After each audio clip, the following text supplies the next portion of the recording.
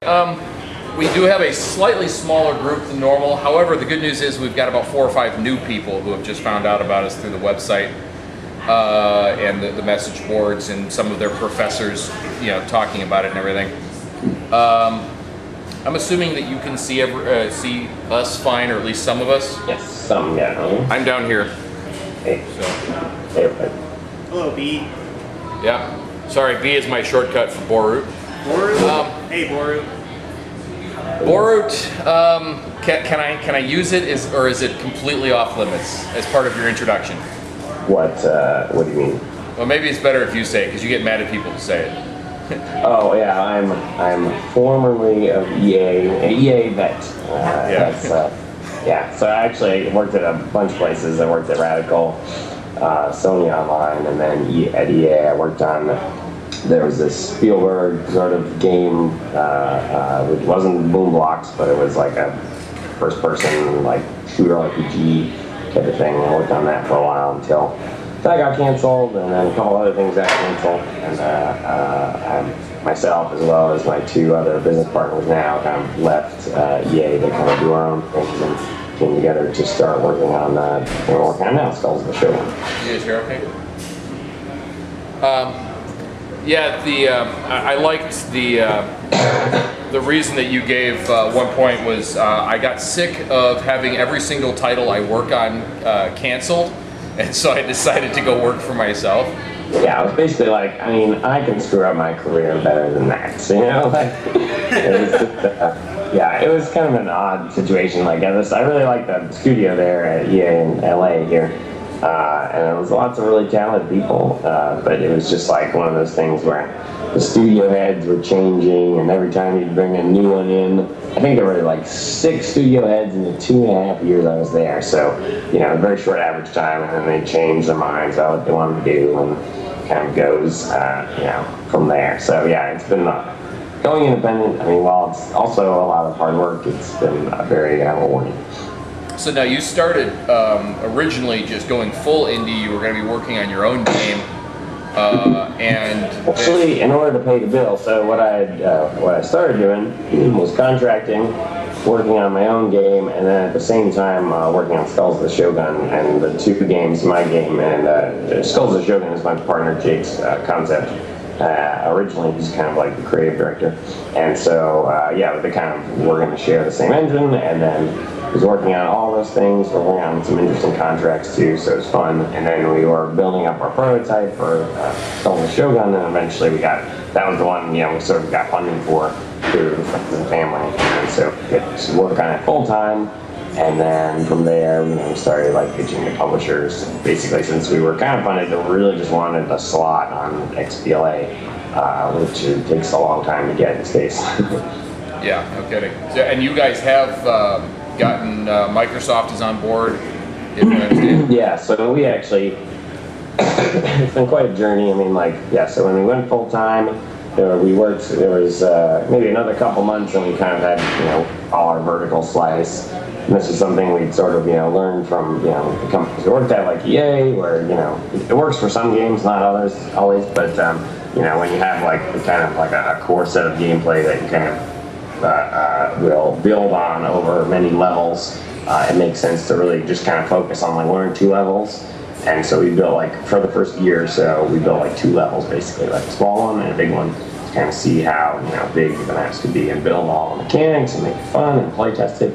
And then, and we got some funding, and a few more months we kind of had that vertical slice, and then we started like taking it around the publishers. We actually brought it to Microsoft once and got rejected, and it wasn't until a friend of Jake's went to go work in the XBLA division, and he had already played it, and he's like, you should just resubmit it. We were like, you can resubmit it? So just learning all these sort of processes, and then a lot of people the whole, actually I don't know where it's going with that, but yeah, so it's been a long sort of journey, and in the meantime, as we were kind of getting rejected by publishers, we were building up press and trying to do, submit our game to different festivals and, try to get coverage of it and previews on websites. And so as we sort of, slowly got the kind of, snowball rolling down the hill of just press, eventually got to the point where, the publishers kind of realized, okay, this is something cool, and people dig it. So how long have you guys been working on Skulls then? It's what, 2 years now, isn't it? Yeah, just a little more than 2 years, like about 2 years. It was about August or so, August, September, actually, yeah, so just over 2 years. So because, it was a year and a half ago when you guys were on the floor at E3 and you actually got quite a bit of notice at that point. And of course you got a lot of notice this past year. Booth or anything, but that was basically the first time, we had like a version of the game we were showing people, and so we were just running around with, a laptop and trying to get, hold of, Jake had some contacts at like Game Informer. They didn't cover it, but they ended up covering it later, but and then we also ran to a few people, like in San Francisco, there's a bunch of press, there's like GameSpot and, IGN and 1UP, and Jake knew some guys at 1UP, but the problem is at E3 they were all like super busy, so we then decided to basically go up to San Francisco like a couple weeks later when everyone had the post E3 sort of news rush. Nobody really has anything to cover, so we actually just did our own like sort of first sort of press tour. We'd never done press for any of the games we worked on because we were just developers, Jake's an artist and Ben and I are a programmer and designer programmers. And so we went up there and like demoed in and tried to like set up as many appointments at the different places as we could. And then from there, that kind of was the first sort of, big push of press, and kind of just continue to kind of like, it's like rolling a snowball down a mountain until you get to the point where, okay, more, people have heard of the game. Something you touched on, which I don't necessarily think that the people here, some of them know because I've told them, but you just dropped a couple of names there. You guys, for all intents and purposes, are a 3-person team, correct? And then you've had a couple of people help out with this or that over the course of time. Yeah, basically. There's 3 of us like full time, and so Jake's he's like the artist. His background, he worked. We all worked at EA LA together, but he worked at Sega in Japan for a while. He worked on Rez and Space Channel 5, and then Ben worked at EA and worked at like Criterion as well. And we've basically 3 of us full time, and then we have people just kind of helping out here and there with like the sound effects or the music. We had like a UI art intern for a while for the summer as well. And then we kind of have a guy, he's like sort of was a part-time or a producer helping us wrangle different things, but now he's more or less become our full-time sort of band manager. There's probably a lot of parallels that you could draw there, isn't there? Basically, it's a lot of like wrangling, and he helps like set us up for PAX and all that kind of stuff when we take our game there, which is we've now done 3 times, including 2 PAXs and 1 at PAX East. Right, that's where you shared with Damian and all those guys, right? Yeah. We split a booth with these guys, so we're friends of ours. Actually, I think I was the one who knew Damian, who used to work at Bungie, but Damian and I both live, totally different places. He lives in Boston, but that put Jake, who lives in Seattle, in touch with the other guys that Damian works with. So they ended up hanging out way more than we could. Let me get this straight. The 3 of you live in SoCal. The other 2 guys live in Seattle. So Jake lives in Seattle, and Ben actually lives only about a mile away. Oh, okay, yeah. So there's a split there, and the guy we were talking about, Damian Isla, he was the AI for Halo 2 and 3 at Bungie, decided to leave Bungie and move back to Boston. And left. Do that whole startup thing they were doing it between Seattle and Boston. Yeah, so we've got these guys. They're in Seattle and Boston, LA and Boston, and so now all we need is to have you start working with Damian at some point, and we're all set. That'd be cool. So, and I think that both of us would love to do that at some point. So, the 3 of you said, I think Jake's artist, right? Mm-hmm. And obviously you're doing program and design, and the other guy's also doing. Is he mostly a programmer designer as well, or? Yeah, pretty much. So, and the way we split it up, Ben does a lot of like the writing, the story sort of elements, and this like the cutscene sort of scripting and rendering effects and gameplay, some game ordering, and then I do a lot of like the design-wise. I do a lot of the like mechanics and the balancing and the difficulty, and then I work on the AI, which is kind of falls into that, as well as the general gameplay mechanics and the UI. I also noticed that you run the YouTube channel, and most of the videos were going up on yours. And let's see, what else? What other hats have you said that you've worn about you? It's our trailer, which actually, I made like an early version. You figured Jake would, but he was super busy. I'm just kind of interested, so I put together one trailer that was for E3 when we first were showing the game. And then this year, around GDC, I put together kind of that one was just kind of like some gameplay footage, and it wasn't really anything this, and then I put together a new trailer with kind of some of the stuff I learned, and kind of explain, doing my best to kind of explain in little bits, and I actually have the second one posted on our site, and for some of the people who came in a little later and might not be familiar with what we're talking about, I'm going to run that. What is it, about 4 minutes long, right? 3 minutes long? Oh yeah, 3 minutes. Maybe, right, I'm gonna run that real quick and show these guys what we're talking about. Yeah.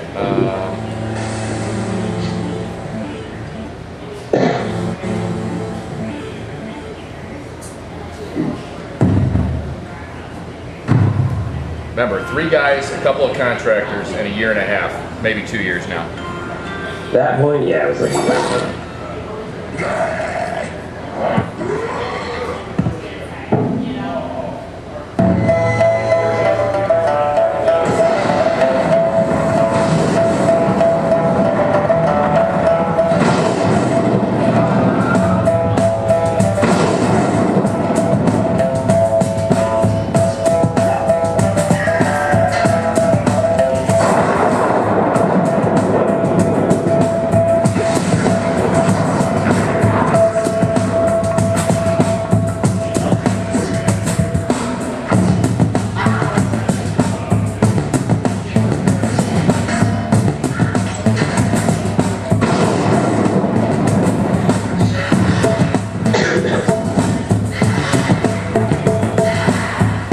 Rice patties, right?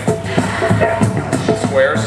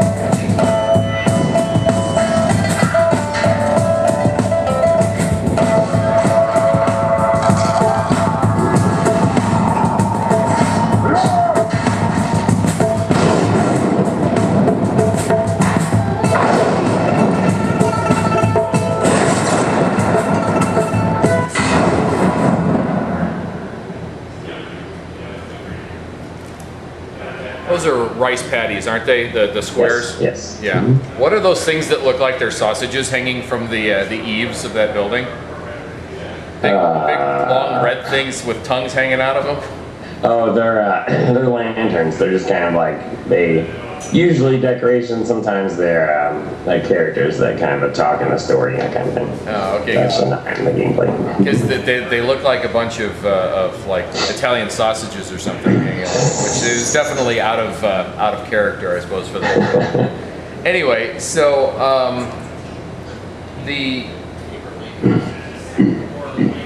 okay, anyway, we're having a discussion about paper lanterns here. So let me kind of turn this that way. Probably see more people now. So I liked what you were talking about earlier, that the idea was just get the engine down, get the technology down first, get it stable, and you can always build content later.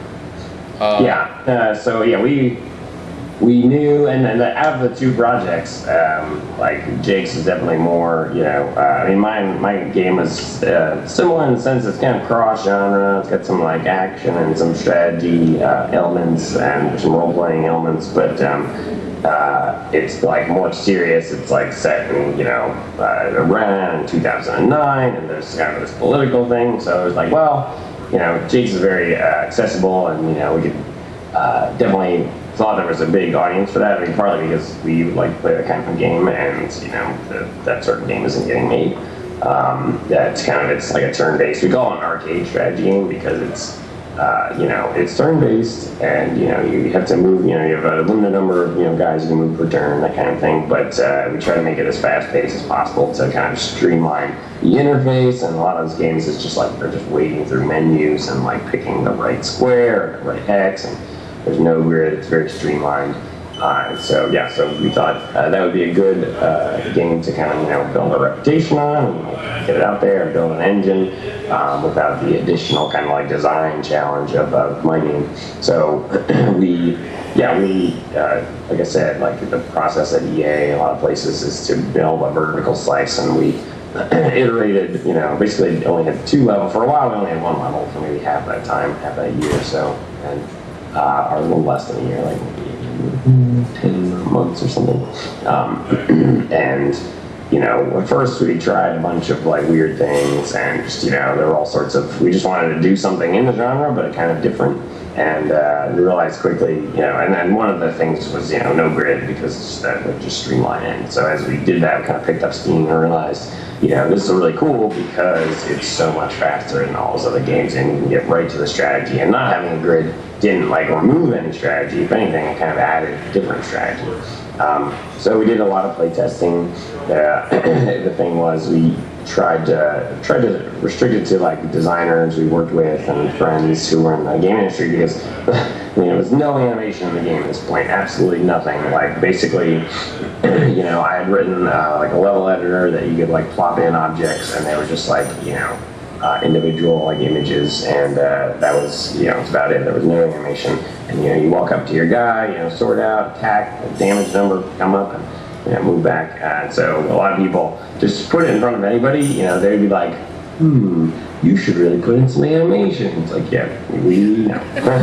So definitely in that early sort of period, it's important to pick people who are going to give you useful feedback. But we just did that a bunch, like nonstop, and got to the point where the multiplayer was pretty good, and then we from there kind of did some rudimentary AIs first pass. It was all very iterative till we got to that point, and then we could we knew kind of what we had, we knew how big the maps would be, we knew kind of what our goal for the match time was, and that kind of thing, and we could streamline from there on. We had a bunch of other features we could add, but one of the reasons we picked this game is just that it was like manageable to make with 2-3 people, so we knew it was something we could do. It wasn't going to kill us, although the scope has kind of expanded since then, but just a little bit. Yeah, basically now we're on 3 platforms. We're on Windows Phone and PC as well as Xbox. So yeah, it's basically we got that to the point where the gameplay was fun, then we added animation, and then we're like, okay, now we can actually like show it to people, and then from there we'll just kind of do the sort of like build up of like PR and awareness that you really have to do if you want to make like kind of this sort of game, like a $10-15 sort of downloadable game. So the takeaway I would get is that obviously with the entirety of the design, obviously keep it simple if you're new to it, but it's usually a pretty. We eventually came up with, and this is something EA did as well. We didn't really specifically set out to reproduce it because it always felt kind of cheesy when EA did it, but they would have like a mission statement, or actually they called it the X statement. Like what is the core of your game? What is the cool thing about it? And kind of summarize that in a sentence, and that's useful. Except I think sometimes in some of the projects they didn't really know, so they just kind of made up some bullshit sentence, which was like whatever. But eventually we kind of realized it was through the process of playtesting, kind of refining given our starting goals, like I said, was that it was like an arcade strategy game. So everything out of from there, we had a list of like, oh, would it be cool if we did this feature, that feature, all these things we wanted to add, and we could just remove all the ones that were going to slow down the game. We just like, we're not going to do those. No matter how cool they could be, individually, towards the whole purpose of the game, having that kind of, mission statement, it was valuable to be able to just cut those out and say, okay, let's focus on the stuff that's really gonna like streamline it and make it arcade. We've got a studio here in town that actually formed because of this group, Blacktop Studios, that I liked what they started doing, and a couple of the guys are here, down in front, there they are. But one of the things that they had done is, okay, well, we're going to come up with a very, very simple game design just to, as you were talking about, use to kind of flesh out their own engine, and it's a 3D physics engine, and the game, if I may, very simple as far as just like kind of like tossing physics objects in complicated environments, kind of like Angry Birds, but just not with birds. Right. But also in 3D. It's like Angry Lizards or something. Disturbed marmosets. No. Angry inanimate objects. Angry inanimate objects is good. Okay. But but it sounds like it's the same sort of thing of, is this necessarily the big, huge, epic game we want to make? No, but you know what? It's going to help us work on our tech, and then we can always add more to the game later, but we've got to keep it simple just to get.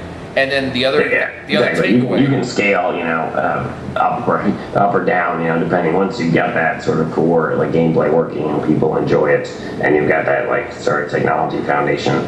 I will say, like, there's definitely games that kind of process doesn't work for. I mean, EA, any sort of game that's like open world games that are like, it's not about like a sort of like core gameplay. The interesting thing about the game is that it's like got a bunch of stuff. Or it's very like holistic in that sense, or it's a very like ambient, like exploratory game. Those games, like you see even EA, they try to use, the kind of standard sort of process with The Godfather, and it's like, it's horrible.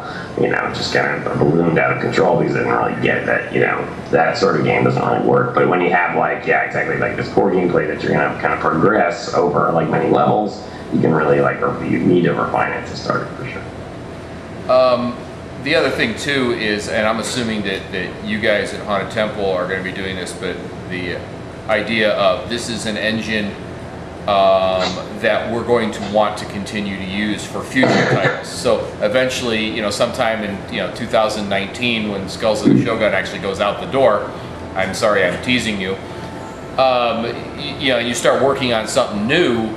You have this established foundation of tech. And then also, and just as important, but stuff that people overlook, is the pipeline and the procedure. And hey, this is how we do it. This is you can here's a new instance of, I don't know, what you guys are using for code sharing. So that's an interesting point in the sense that we use XNA. We started with XNA partly because we knew we wanted to be on Xbox, and you could do that with XNA, and we wanted to. Microsoft hadn't announced the phone, but the game is kind of well designed, possibly for a touch interface, or the concept would work with a touch interface. So that was always sort of a twinkle in our eye, in terms of like, we knew it's like, if we use XNA, that would make it harder to go to like PS3, but at the same time, we would have this game that could work on all of Microsoft's platforms. So that would be kind of negotiating leverage with them. And it turns out we were right. Yes, you were. At the same time, it's then limited us because, like, well, it is, just to like Microsoft platforms. So the cool thing, I wouldn't go back and change that strategy just because there was so much stuff in there, specifically about like the stuff you're saying, the build sort of pipeline and how you can build art, and like the way it's structured is something that takes like, and just like getting a game on a console, like, with XNA, like, it's actually a nicer setup than most like console games I've worked on at big studios. It's like, the pipeline is very straightforward. If you have an asset, like, if I have an image and I want to do some processing on it before I, build it and put it in the game, essentially, there's easy ways to kind of, add steps in that processing. And that sort of, pipeline it takes like man years of work at a lot of big studios, and they're just kind of like half-ass it, and kind of like, so now we're kind of going to be moving away from XNA, but we have this sort of, we said at the same time we could still reuse like all our tools and convert some of the code to C++, that kind of thing. That's cool. So, So a lot of the stuff that you've been talking about, and this is one of the things I wanted to touch on, I think I may have mentioned it to you last week, is the difference between the AAA environment, not only just at EA, but some of the other places you were at, and being in Indy. Is it safe to say that it's neither better nor worse, just different? I mean, there's extra, for all the kind of cool sort of creative freedom that you might have. There's a lot of extra stresses. You don't know when you're going to get your next paycheck, or you're trying to manage contract work and your game. And then when you get to the point, where we've gotten, or we were, kind of dealing with publishers, you're inevitably dealing with big companies. Any way you look at it, even if you're just doing releasing on Steam. Or I mean, it's most streamlined, would be the iPhone in terms of putting your game out there. But even that, you have to deal with Apple and their sort of opaque acceptance process. And so yeah, inevitably you're dealing with these big companies, so you don't get rid of those hassles completely. But at those companies, there's a number of elements. The stuff I enjoyed the most was working on I didn't enjoy working on a big team, but I did enjoy working with a group of people. Whereas we all work remotely, and so you're working at home, and you don't go out of the house. Got to remember to actually talk to people. Just stuff that comes with working at home. So that was always cool, and it was just the attitude of at least some of the places I worked was everyone there really wanted to make great games. So that was cool. We weren't always able to, but yeah. You do learn. I'd say we learned a ton. We couldn't. I don't think we would have. It would be as successful today. Definitely without. We each got maybe 10 or so years of experience, in big companies, big game studios. So it's super valuable, and just connections you make, network, that kind of thing. How many hours a week would you say you're working now on all this? I work actually. Well, right now we're sort of crunching. We're trying to finish the game, and You've been telling me that for 6 months. What's that? Yeah, it's been. We were looking like we were going to be done. Actually, we just got delayed. So we were looking like we're actually going to be we were aiming to be done very, very soon, in the matter of a month and a half or something. But we just got delayed, so it's actually now I'm not quite crunching as bad as it was a month ago. But I usually work. Actually, I don't usually count it.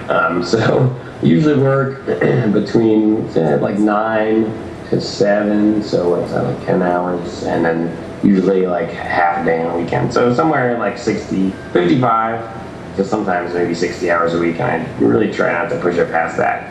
So only if there's something really crucial. But the thing is, the way I'm working at home, it doesn't feel like I'm working that much, because I get up when my girlfriend leaves for work, and so I just brush my teeth, sit down, start working. I stop working when she comes home. I don't have any commute, so and any time during the day I can get up and take a break, and so it doesn't whereas if you're sitting in an office and everyone's crunching, you feel bad about just going for a stroll in the sun. Something that will usually make you feel much better about working hard. But so I manage it a lot better now that I work at home. So even though I've worked crazier hours for sure, but I'm working a fair bit. But I can manage it a lot better. It's a lot easier. Or if I am going to work after 7, I can work on the couch while my girlfriend's watching TV, and I can use my laptop or something like that. So it's a lot easier to manage myself. Well, can't you just walk to the frickin' beach too from your place? I can, but the glare on the computer is Right. We try to work outside. Ben has a much nicer patio and table and chairs, so we'll usually one day a week we'll kind of work at each other's place. Not at the same time. It's not that I'll go to his place and he'll come to mine, but we'll go to one of ours. Hey, I love what you done here this past weekend when you said you moved some things around. That was nice. Can I come back to my place now, please? So you said you're working X and A, that's, if I recall, inherently .NET, correct? Yeah. C#. It was just a huge speed boost to use something, kind of well designed. It didn't do, we had all worked on Unreal at EA, and we were kind of really tired of and Unreal does a lot more than you need it to oftentimes. But you kind of just have to ignore all that extra stuff, and a lot of times that stuff gets in your way, and So it's not very streamlined, and it's very sort of monolithic. And so we didn't want to, use like a bigger engine essentially, but XNA had just the right amount of stuff where we could, definitely use it as a speed boost and use the prototype really quick without actually like getting bogged down. Yeah, well, the .NET guy in the crowd would probably be very. Actually, we've got one who's not here, who's a big .NET evangelist and everything, and so. But I really like working in C#. I mean, I would definitely recommend it. It's just, now we're kind of like starting to work on like ports and moving to other platforms and iPhone and PSN eventually, that kind of thing. Having started to work in C++ again, it's not fun. Yeah, because I've always been wary of going to C# just because there's so many of the books and the tools and code that is already out there that you can leverage in C++. But now finally that they're starting to get some traction with the C#. There's a lot of stuff in C#. We used kind of an engine layer on top of XNA called Angel XNA. And we took there's plenty of snippets of code. Our serialization code is open source project, and there's a bunch of open source sort of example snippets that we've used to kind of speed up the process in C#. So actually, there's plenty there for sure. What are you guys using for a dev environment then? Visual Studio 2010. And with Visual Assist, of course. No, actually, I mean Visual Studio 2010 has a bunch of Visual Assist-y stuff. So we just never wanted to pay for the extra thing. Oh yeah, $100 is gonna kill you. Come on. Yeah, I love Visual Assist, dude. What do you use? ReSharper fan. Huh? So we can take it out later. Oh, okay. Well, I got a ReSharper fan here. So, what are you guys using for source control? We use SVN. I mean, I looked at some of the other ones, Mercurial, whatever, Git. I mean, none of them. Basically, if I had my druthers, there would be a free version of Perforce, which is what most, big game development studios use, and they use it for its workflow. It's actually well suited to stuff. I mean, the one problem with SVN, the main problem, it used to be other problems with it in terms of load and file size and other stuff. They seem to they fix a lot of those. Although if you have a really big depot, if you have hundreds of thousands of files, then it can kind of get loaded, get overloaded. But so Perforce lets you just lock a file and then nobody can check it out. The workflow is much better suited in the sense that you have to explicitly say, I want to work on these files, and then you can work on them. And whereas SVN, I mean, it's more flexible. You can, make any changes and then just commit any changes you have. It's like, CVS or whatever. But for game development, you have binary files you want to edit. You can't merge those changes.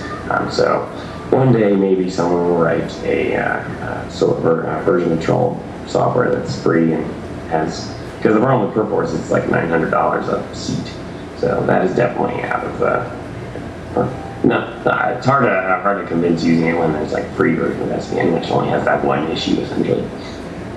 Free hosting, or you can get cheap hosting. I think eventually, you've seen a lot of this with a lot of the companies of varying, sizes and stripes starting to say, hey, if you're an Indy, you can have it for this amount. There's been a lot of love given towards the small studios rather than the big, the EAs and the Rockstars and stuff like that. So, hopefully, people will start, changing their pricing models. Yeah, we use. There's a lot of good tools on the web that are either free or cheap. I mean, we use a project management package website called Assembla, and what that has is it has bug tracking, a really lightweight sort of bug tracking system, which is perfect for us. It has a wiki, it has file hosting and SVN hosting, that's kind of ideal. And then we also get, past the problem of, one of our houses burns down and we lose our source control server or something. How often does that happen?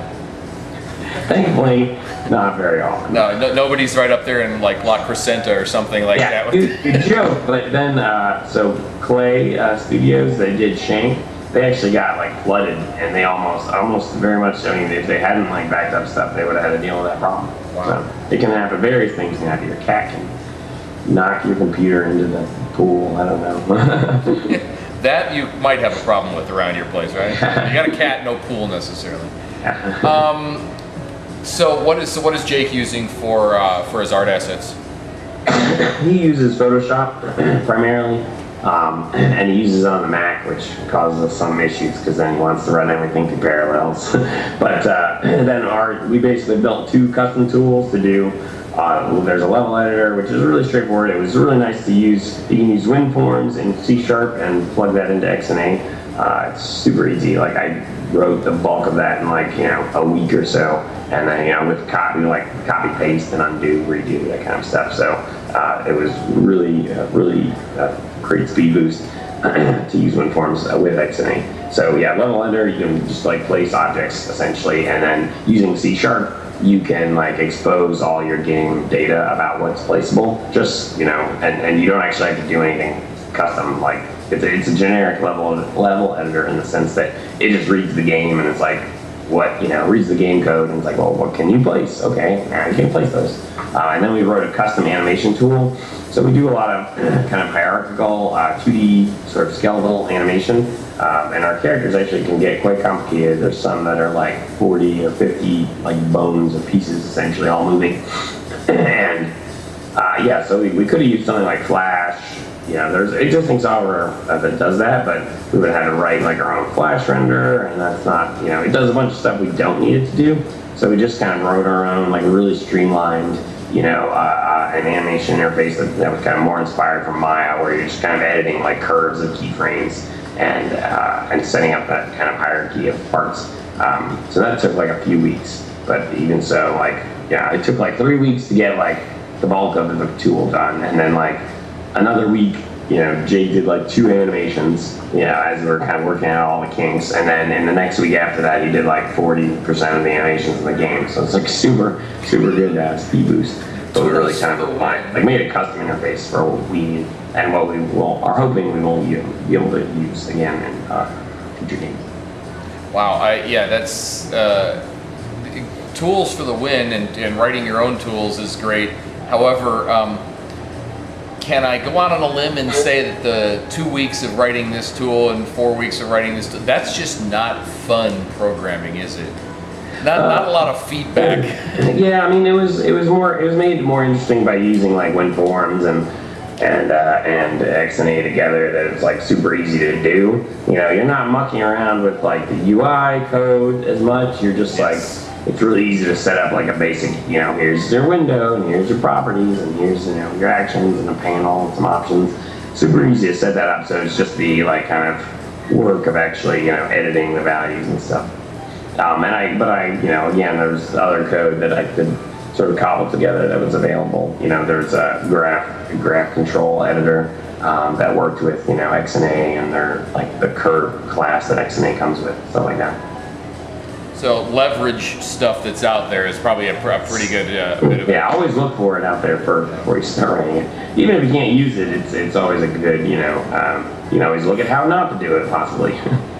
I'm going to throw it out to the guys, and just if any questions about anything from studio culture, indie or AAA, tools, workflow, anything that they would have a question for of a big time pro veteran developer such as yourself. So don't bother answering AI questions, because I give them an earful of that every month and they're kind of sick of it. Borut's originally an AI guy, and now he's doing everything, so that's how I know him. So. Yeah, and I haven't gotten to do much AI recently. I did the kind of AI for our game, but after that was sort of mostly done. It still needs some refinement. I haven't come back to it in a while. So, okay, guys, anybody? Sure, why not? All right, we got a dude over here on the left. I don't know if you can see him. I have to repeat the question. Hey, I'm not Basically, how are you handling funding? Is it crowdsourced? Is it your own money? funding. Is that right? Yeah. How are you handling funding? Yeah. So actually, originally when for my game, as we started working on both of them, I tried to do Kickstarter, and I had only set something like $15,000, and I tried to get. I think I got maybe like 45 donors, 60, 45, 50, and I got like about 3.5K of that 15K in the I think I set it to the max range, which is like 3 months.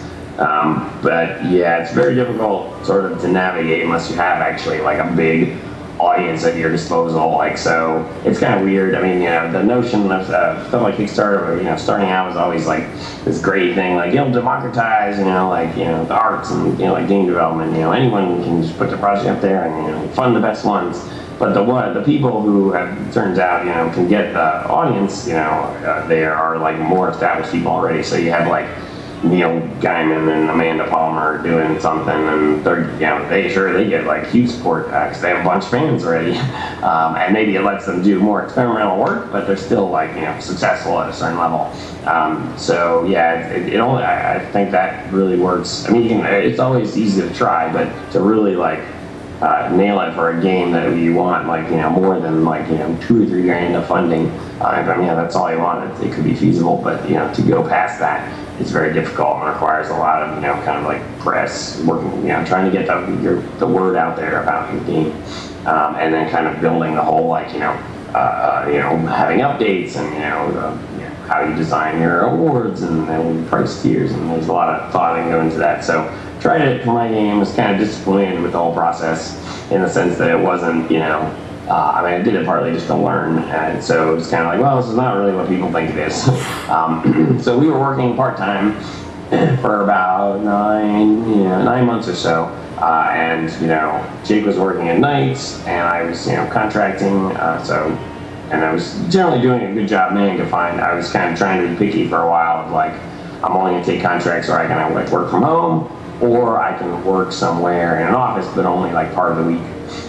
So I was lucky in the sense I could do that, and it was kind of getting to the point where I don't know, well, maybe I'm gonna have to take something more involved. And then we actually got funding through friends and family. So Jake's dad is business owner, and he has a bunch of properties in real estate. So he gave us enough funding to basically what we thought naively would let us finish the game. And then that also kind of came with the whole well, we got to figure out how much is his dad get, and what is our cut essentially, which we were kind of loosely we're going with a scheme that our friend Randy, who has worked on a successful iPhone game, kind of built a studio doing that. He does where everyone basically, it's the number of hours you work basically gets you sort of profit sharing in terms of the total number of hours worked, and that's cool because we could add people, and that wouldn't diminish any of the work anyone had done or whatever. Anyway, so that's kind of our sort of democratic royalty sharing scheme. So that kind of kept us going, but we were eventually trying to core publishers. We were dealing with Microsoft, and that money was essentially running out. So we kind of hit a point where it was either going to be released on Steam ourselves and just get some income coming, and then maybe port to the iPhone, iPad, that kind of thing, because we would control the IP. Or Microsoft would pick us up if they kind of agreed to our last sort of issues. And eventually they're okay, well, they agreed to our issues, to fix our issues with the contract, and we went forward with them. But when we started originally, Steam was not a viable option in terms of the audience there. There weren't that many success stories where you could just come out on Steam and make enough money for yourself or a handful of people to make a game. But today that's changed. It's changed dramatically. There are games like Magica that sold 800,000 units, probably several 100,000 more by now. But the last number I saw was 800,000, and that's plenty. They have a team of 17 or something. I remember reading. So yeah, definitely a viable platform to just come out on Steam. But on the flip side, now Steam has a lot more people applying, and they have to be pickier, and the thing we've learned is just that press, like, essentially helps that. So if you get enough coverage, you get enough people to cover your game, or you get an award at a festival or whatever, they'll come to you. Whereas if you try to come to them, sometimes they'll be like, no, we're not interested. But we had, and they especially look at like rock, paper, shotgun. So we had our like we had a preview on rock, paper, shotgun, and then we had like an interview on rock, paper, shotgun, and they contacted us like the day after that. So it's like, all right, sweet, well, we don't have to worry about that. So we were sort of weighing those options, when it come down to the wire, and we sort of run out of money after about a little less than a year. We expected it to be a bit more than a year, and it kind of ended up being like a little less than a year, and expenditures like going to PAX and then that kind of stuff. So we could have done a better job at like managing our money. You crashed on Darius's couch at PAX East. I mean, that's saving money, right? Yeah. Well, at that point we were. At that point, we still thought we had enough money to we were basically wanting to be done like around May or June timeframe. And in actuality, we kind of were realizing it was going to be more like August, September. And if we had just done, and then that was the point where, we were kind of like, or shortly thereafter, we're like, dealing with Microsoft, and they wanted to do the 3 platforms, and, just trying to negotiate that contract was taking a while. So it's like, well, we don't, one of the, things that was essentially, I think, got us a good, contract that we liked was that we knew we could, we could walk away, essentially, and just do it on Steam, and we wouldn't, be as successful or sell as many copies, but we could sell enough to keep going. So that was kind of in the forefront. That's why we picked kind of a small enough scale project. That's why, we just wanted to get bootstrapped, essentially, do make something cool, but just kind of just enough to make something cool, not go overboard, and be able to, and you can put it out there and have some money coming in, and help fund your next project. As far as contract stuff, are you guys working with Tom or Piscaglia? A lawyer is Tom Piscaglia.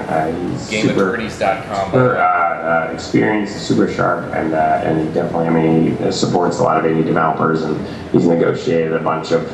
There's I think 2 or 3 lawyers that do like a regular, do a bunch of XBLA type and PSN contracts. So he was definitely super helpful in the sense that he knew, all the line items that were like, no, I'm not gonna have that, not gonna do that, not gonna do that, that's gonna take that out. He knew, the stuff they would negotiate on, the stuff they wouldn't negotiate on. We didn't have to spend a lot of energy pushing for stuff, that wasn't realistic and that kind of thing. So super helpful to have someone experience that process because, again, while we had been developers for a while, that was, new to us completely. You guys talked to Tom already, didn't you? Tom Piscaglia? Yeah. GameAttorneys.com. Yeah, I'll put a link to that up on the website if anybody's curious. Tom's a good guy, and if you ever really need to get loaded at a conference, Tom throws great sweet parties. So, and he's very, very friendly. He's big part of the IGDA Foundation, which is the charitable arm of the IGDA. So, anyway, we do have another question over yonder from the guys with Blacktop Studios. So, you mentioned that getting an audience, getting traction in the community and the people at large was so important to being successful on Kickstarter and getting funding in a lot of different ways. What are some good ways to get that traction with your audience? Yeah, that's a great question. It's definitely, it can be pretty daunting to, if you have a game and you're like, okay, well, we got to sell, for us, the number started around 30,000 copies to kind of just be enough, to survive, essentially, and fund the game. And it's moved up from there, but it has not out in a crazy range. So we kind of knew that's a totally feasible number to sell on XBLA and Steam and whatnot. But where do you start? So we were fortunate in the sense that Jake knew I think I mentioned he had some friends that worked at 1UP, and partly from just being from living in Tokyo, and he didn't like I said, we didn't do interactive press very much, but he was just this huge bald white dude in the middle of Tokyo. Everyone comes in the Tokyo Game Show, all these journalists, and they're like, hey, you speak the language, where are we doing a party? So he had some friends that could set us up with interviews to begin with, but then that it was just kind of just went from there because like, that was a handful of people. And then we're like, well, do you know anyone at like, OXM, or do you know anyone at this website? And they're usually super helpful. And that was something really, you can, especially reading, certain game blogs, you can have a kind of opinion game journalist, and like, whatever, and you just kind of repost stuff. But primarily everyone we talked to was just like super enthusiastic and super wanted to cover like, something new and interesting. So definitely, start out with that assumption. Like they want to cover your stuff. If they don't want to cover it, like not everyone will, but like there'll be some people. There are some websites that only like recently cover, even though we got like a bunch of press and like most major websites like Kotaku and whatever, like we only finally got into Shack News, which is the other lesson. Is that as you talk to people at these websites and press outlets, that kind of thing, like find the person who's interested in your type of game. So we were a strategy game, and we would just like, try to get, I had someone from Destructoid, like I gave them a build and they previewed it, and they even did like a little interview with me, but they just never put it up, and it wasn't until much later, and we found the guy there who like loves this kind of game, and he's like, oh my god, it's like the best thing ever. So it's like you gotta find the person who digs like your style of game at that outfit, wherever it is. So if you like contact someone, whose contact info you have and they're not interested, don't give up there. Don't bug them, because if they're too busy or whatever. All of the journalists, they have just like tons of stuff kind of coming at them. So it's definitely, you're fighting for their attention. But so if that person doesn't do it, eventually, you get contact info from someone else there, or try to get it from them or whatever. So or just going through and like doing research on those sites and like finding game in the same genre as yours, and like, okay, who covered it, and did he like it, was it his thing, and just like just kind of researching who's the best person to talk to was super helpful. So we did that. Kind of worked, I just made more connections. Submitted into every festival we could. Like there's one that just went by, the Eurogamer, I guess a few weeks ago now, Eurogamer Expo in London has like an indie game showcase, and that was the first thing we got into.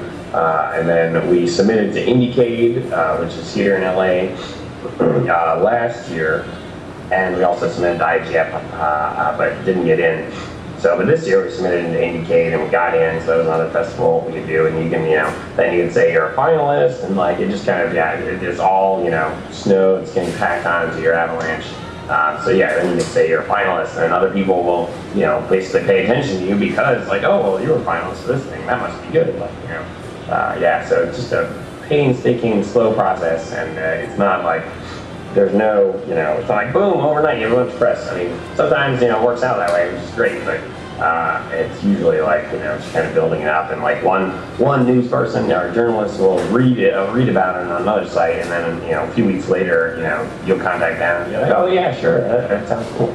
So it's definitely like building an avalanche, one snowball at a time. So it sounds like it's a very trying, difficult process, but it can be broken down to 3 steps. Get in as many blogs and as many websites as you can. Find one fanatic journalist who loves what you are doing, and get to as many festivals as possible. And what's that last one? Get to as many game festivals and trade shows as possible. Yeah, absolutely, yeah. And it's usually, it's nice in that, so we try to kind of like coordinate. It can be kind of rough in the sense of building, like making builds for those festivals. It's kind of like an attraction for making a game, and you gotta like do a bunch of stuff and submit it, but they're kind of grouped in certain parts of the year, so we would just like put together one and then submit it at a bunch of ones, which kind of helps minimize that like, oh, constantly making a build sort of syndrome. And that kind of also in the first year sort of drove our development, because there was the Indycade deadline, which was like in kind of May, and we were like, okay, that's kind of when we were finishing our vertical slice. And then the IGF deadline is in October, and so they kind of like, there's certain sort of milestones that help drive you through the year. And as you're showing the game off to people, you're also like, shit, we're gonna make it now. And it kind of can light a fire in a good way. Also, just even, I would add, just general networking, even within the industry, because you will, meet people who might know some other people. But then also just then at the industry shows, if you go to GDC, you end up sharing a lunch table with some guy who works at rock paper shotgun or something like that, and you exchange Right. information. And that just kind of Also, but happens. it's also like and the other thing about being in those festivals is that meeting other indie developers, and especially if you're like remote, different places, meeting other indie developers is especially useful because they'll have gone through some of the headaches that you're just experiencing, like how to deal with PR and how to deal with a company like Microsoft or Sony and contract issues and or tech stuff. So it's super useful just to get out and talk to those sort of folks, as well as just try to get out in general, especially if you're working at home, where kind of get out just to talk to other people. This explains why you're so excited when I come into town and Brian comes up for dinner. All right, anybody else? Question? Yeah, Ben. Yeah, if you don't mind my asking, where are you located geographically, and does what you do, did that play into your choices to where you live? I'm curious, I'm just interested in choice of where you decide to live versus the industry and quality of life versus technology available, that sort of thing. Where are your places to live? I got it, B. What he's talking about is where are you at geographically? He's in Venice, actually, right just west of LA, right on the coast there by Santa Monica. But more importantly what was the chicken and egg thing between the industry and did you move to the industry, or did the industry move to you, which I find highly unlikely, but and obviously that would be different in AAA compared to being indie. And so if I can add on a corollary then, is with being able to work remote as you guys are doing, for example, a distributed indie team, does it really matter necessarily that you are, you could actually walk to your old office just as easy as you could to the beach? Right. So yeah, basically, so I actually started out, I grew up in New York, but I went to school in Atlanta at Georgia Tech, and so I stayed in Atlanta for a while trying to the closest thing I could find, to a game job was like an online gaming, casino game sort of company. And then from there, actually, so we're always trying to get more game studios and people who were interested in making games together. Eventually, I started my own company there, way back then, 2001 or so, with another couple guys where I was working, wanting to make games, and we were trying to make our demo and pitch it to publishers, but it was a different time. There was no such thing as downloadable games, and you had to make a big thing, and so I learned a lot of lessons from that. But just during that time, we were trying to start an IGA chapter in Atlanta, and it was just always kind of frustrating in a sense that there was no one there to kind of exactly like I was saying, share useful advice with or just commiserate with. So I ended up moving after we kind of ran out of our savings doing that. I ended up moving to Vancouver, and that's where I worked at Radical, and in San Diego at Sony, and then here in LA at EA. So I definitely moved to where the industry was, essentially, and it's definitely. It's useful now, that we can kind of support ourselves working from home and have that sort of even local, base of friends and other people trying to do the same thing. There's at LA is a little weird because it's really spread out. So there's actually, my theory is there's probably one of the cities with the biggest number of indie game developers. They're just spread out everywhere, working on various things, iPhone things, or I constantly find out about other teams that are they're in LA. I should go out to lunch with them. It's only a 3-hour drive. Right. Well, yeah. So the guys that make Hawken, I don't know if you've seen that trailer. It's this mech game, and it's super realistic and gritty, and it looks really cool. And it turns out they're in LA, but it kind of more to one side. So yeah, it would be an hour sort of drive, but so it's useful in that sense. But we work remotely. You can totally do this sort of anywhere. It's more if you're doing it somewhere where there's not a lot of community, essentially. It's it becomes you have to rely more on virtual communities and a community of game designers and whatnot on Twitter or TigSource or there's a bunch of different places where you can go to kind of network online and meet other developers and other folks interested in this sort of thing to kind of meet that need. But we definitely you can totally work remotely. We had a benefit of getting some kind of early experience at it at EA. We were working with a French company, Arcane, and they have a big studio in France, or well, not that big, like 30 people. Anyway, so some of those people there in France were helping us like with some level design and prototyping, and so we, they themselves have like a studio in Austin as well, and then like a guy in Montreal, and they actually like did a bunch of stuff with video conferencing that we kind of learned from. They would put like the animator in Montreal, they put his like head on the cart basically in France, and put his computer and just like constant online Skype setup. And they would roll his little head around, from the gameplay programmer's, desk, when he's implementing animations, and to the designer's desk, and very max headroom. But we even do that, not actually quite that, but we'll just leave our Skype, video or audio going. It's kind of like, in that way, it's kind of like working right next to someone, except without them actually like standing over your shoulder. So it's kind of nice. And I thought that Journey was one of the few people who did that. Because Chris Journey, he was AI programmer for Company of Heroes, Frontlines, Field of War, Dawn of War 2, and he's at what's the name, Schaefer's place up there, Double Fine now, and recently worked on Trench, which is an amusing game. Check that out. But when he was at Relic, he was still living in Philadelphia, but they're based in Vancouver, and he would do 2 weeks at home and 1 week on site. Well, people would not know if he was going to be in the office or not. They'd hit their head into his cube, and he was either sitting there or he was on a full-time Skype connection on his machine. So he built a plastic tank with plastic hoses and coming in and bubbling blue liquid in it with a plastic brain floating in the middle of it. And it looked like it was connected to his monitor and to his desk. And so it's like, here's Chris's head with his brain in his tank. So yeah, definitely now they didn't wheel his ass around the office though. That's kind of cool. That was Arcane that did that? Yeah, Arcane, yeah. So they were super experienced at it. But the thing that we learned even working with them, and we thankfully avoid for all, it's the time zones like that'll just kill you. Like you really have to set aside the time to meet, either at like if you're dealing with someone in France, for instance, like at the beginning of the day or the end of the day, to have like specific sort of overlap. One person's coming in early, other person's leaving late. You absolutely need to just have that scheduled and kind of plan to use it and whatever comes up. We're much fortunate working in the same time zone, but then Jake was in Tokyo for a month because he's got a bunch of family there, his wife's Japanese, and that was a very difficult month for us just in terms of getting stuff done because we couldn't really communicate very often. There was very little overlap. Like he would have to get up super early and then he couldn't wake anybody up, so he'd be like in the bathroom, on Skype.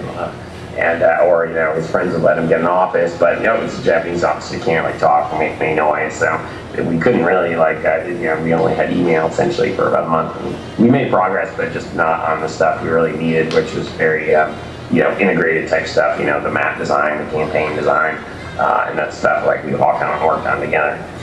Okay. So, it kind of answers your question of, you can do it from anywhere, or you can do it with 3,000 of your best friends in a big warehouse in Montreal like Ubisoft does. But you definitely have to go out. If you're not, if you're totally remote, you definitely have to spend some effort. It's good to kind of, hang out in virtual communities, if not real ones. What would be the ones you'd recommend? Definitely Twitter. There's a lot of like cool game designers, and everyone's generally approachable. And then I know TigSource is a big thing. There's a NeoGAF. I don't even know about those. You guys holding out on me? TigSource is kind of more. It's more like they're usually making games in like Game Maker or like adventure games. It's like veers a little more to like the hobbyist as opposed to the amateur. If that makes any difference. Kind of like a lot of what the community surrounding garage games was. A little bit, right? Yeah. So and garage games, if anything, was maybe a little more. Right. Amateur, obvious. But yeah, somewhere in that spectrum. Well, I think GameDev.net, of course, is another one that. Right. Yeah. There's plenty. Exactly. What else was I just going to say? Like if you do like X&A development, there's a big kind of community around that, and Xbox Live indie games. So yeah, there's a ton. I mean, you don't have to look that hard, I think, to find them. Anybody else? Another question? Go. I graduated with a bachelor's degree from ITT in visual game design about 6 months ago, being close to 7. And I've been trying to get starting out and haven't had much luck. I had only one thing bad, but it wasn't automated. But no thank you. Fine. Any tips on how maybe help me get a better shot? All right, to repeat, he graduated from ITT here in town about 6 months ago, and what was the actual degree? Is it Bachelor's in Digital Entertainment and Game Design. Bachelor's Digital Entertainment and Game Design. So I'm familiar with the program. I'm on the advisory board for this ITT campus here. Oh yay! But he says that he's been trying to get a job in the industry, sending out a bunch of stuff, and he only got one response that was not one of the automated, thanks for applying, we'll promptly bury this. And so he was looking for, any advice on how to go about getting into it. And just for the record, I'm having Ian as the guest next month. And of course, Ian and Brenda just wrote that book specifically about this. So Ian's already on notice that I've got a bunch of people trying to bring, Ian Schreiber.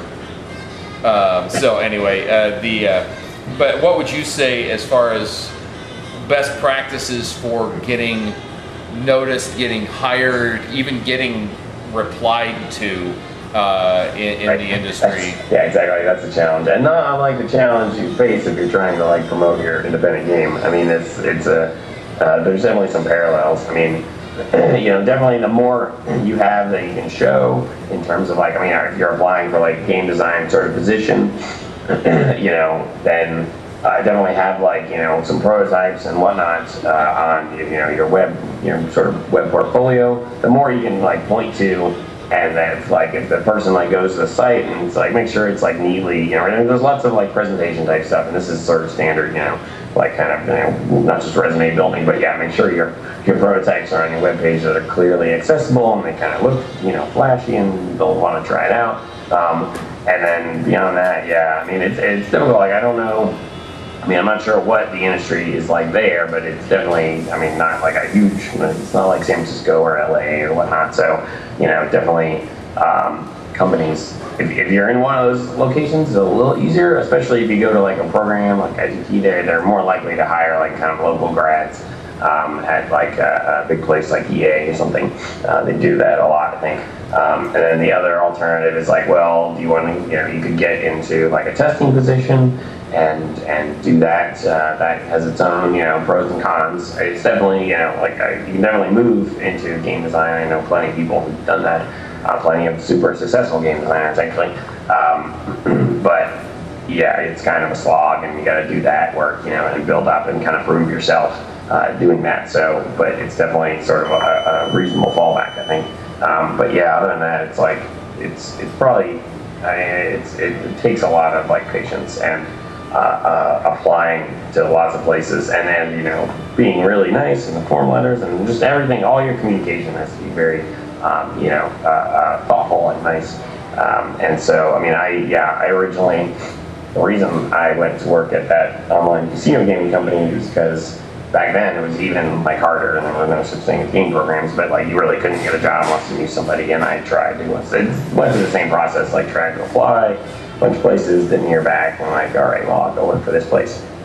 But yeah, the more stuff you have to show, the way easier it is, and something that's not just a clone of another game, but something that's kind of got some interesting ideas mechanically. It doesn't have to be super polished, it can just be a few minutes sort of prototype, but the fact that you've got some interesting ideas in there and that you made it yourself, will definitely kind of speak highly about you. Let me ask, Mike, are you looking to get into the industry as an artist then, or as a designer? I'm just looking to at least get a job in the field first.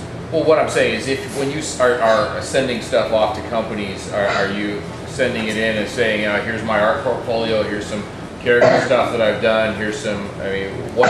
Primarily, it's artwork at the moment. Okay, yeah. Trying to sample animations and that. Yeah, and so that's the equivalent of what Borut was talking about having something to show, is having, you know, that portfolio. Now, of course, Borut, you and I are big fans of the Game Developers Conference for a variety of reasons. But it's super useful to go to stuff like that, the job fair there, yeah. Yeah, the what do they actually call it now? It's a game, not Game Connection. That's the business to business thing. I forget. No, I think it's just the career pavilion or something like that.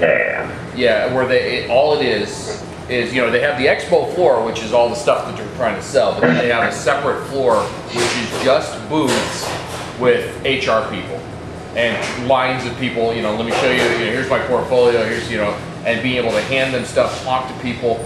I do know people who have gotten job offers there on the spot, and I know people who have gotten called back.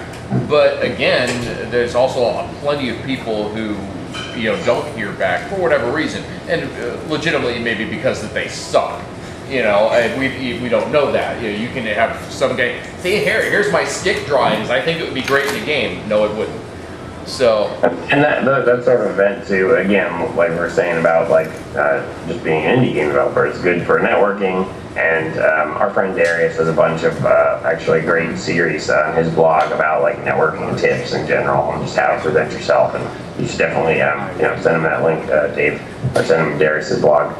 So stuff like that. But the opportunity, like even though, so you go into in the day, you know, to the career and whatever, and even at night, you know, if you might, you know, very easily run into, you know, developers at studios you might like to work at. The key is never to be like, oh my God, can you give me a job? But like, just, you know, meet them and chat with them. I gotta do that again. I gotta make sure I'm still recording. Do that again.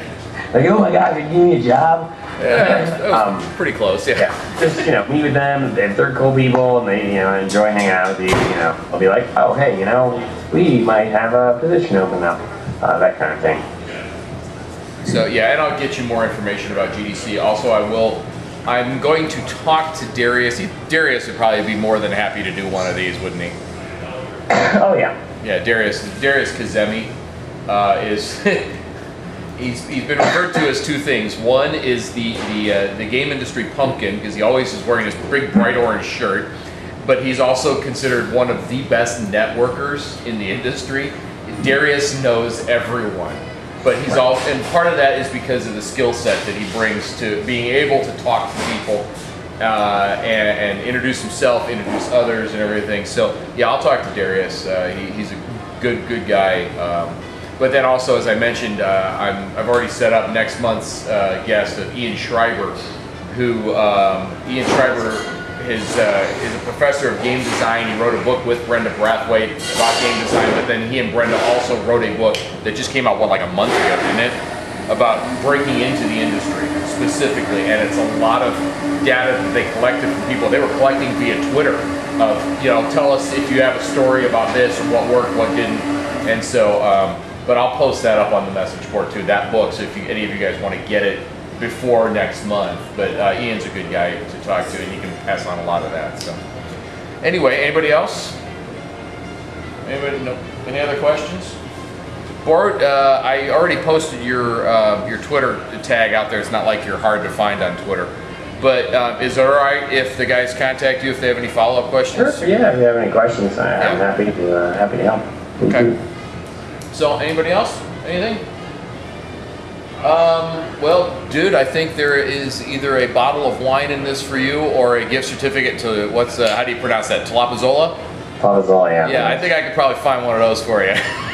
Except you're gonna have to wait until I can come out there and have one of those jalapeno Ritas or something like that. Yeah. I'll get it right. Good Mexican drinking. So anyway, so either that or the Italian place. So, but yeah, the guys, it's just been at least reasonably informative and valuable. I learned something. Yeah. All right. Good. So too bad Shane wasn't here. So. Thanks, Borut. Yeah. Thanks, guys. Thanks for listening. So, all right. Talk to you later, man. All right. Later, guys.